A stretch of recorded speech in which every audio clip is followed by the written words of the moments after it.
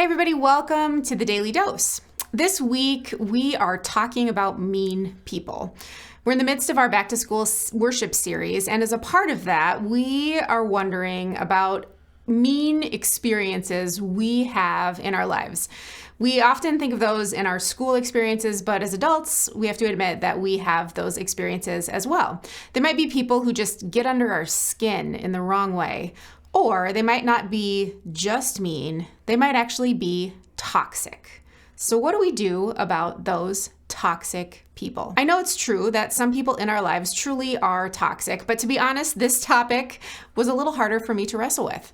See, you could call me naive or overly optimistic, but it's hard for me to immediately label someone as toxic. I love to find the best in someone. Anyone who I encounter, I want to think that there is something inside them that is not toxic. Even if it's somebody that I have nothing in common with, if you put me in a room with them for 30 minutes, I would find a way to talk with them, find out about their lives, have a conversation. Even if it was someone I knew had talked negatively about me behind my back, I would ask how they are or see about if I could hear more about their family or their work when I saw them. I would tell myself to remember to be positive during our time together. And in the back of my mind, after this encounter, I would think, maybe I could spend time with this person, call this person a friend. Spending time with these people isn't so bad. You might be listening to this and think, yeah, that's great. That's a really helpful thing to think about. That's a healthy way to have a clean slate approach to a relationship. But I have learned that that's not always the healthiest thing. Here's an example, if I can get a little vulnerable for a second. Several years ago, Hans and I had a date weekend planned away.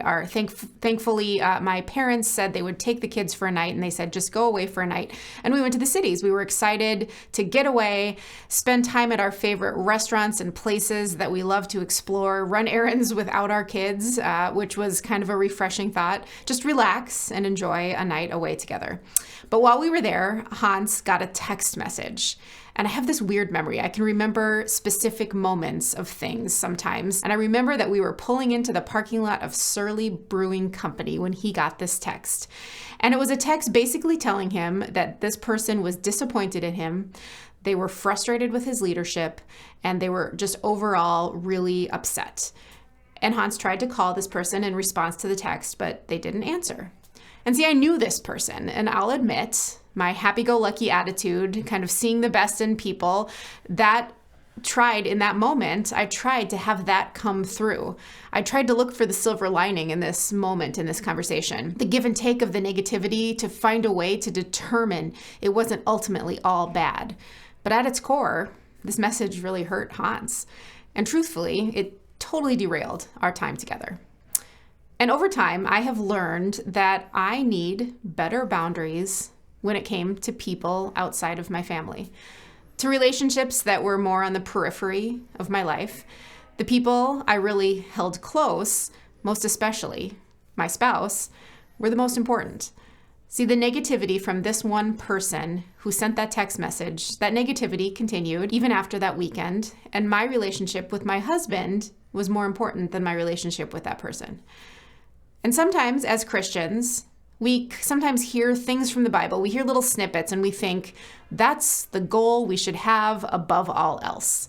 So a verse like this from 1 Peter chapter 3, we might listen to that and we might think, this is a lofty goal. This is something that I must really work toward.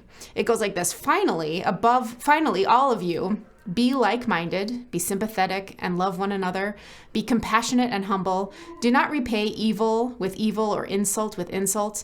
On the contrary, repay evil with blessing, because to this you were called, so that you may inherit a blessing. Of course, because God loved us first, we are freed, we are encouraged, we are invited to love other people, to be sympathetic, to not repay evil for evil.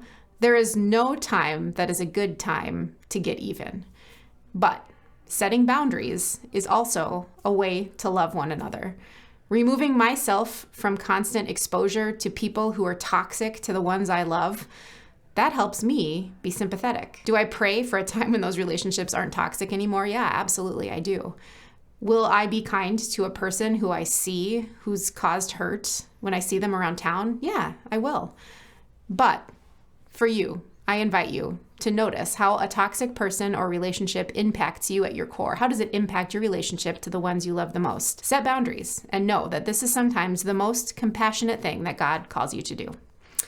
Thank you so much for watching the Daily Dose this week. If you'd like to catch up on old Daily Dose episodes, you can do that anytime on YouTube or Facebook.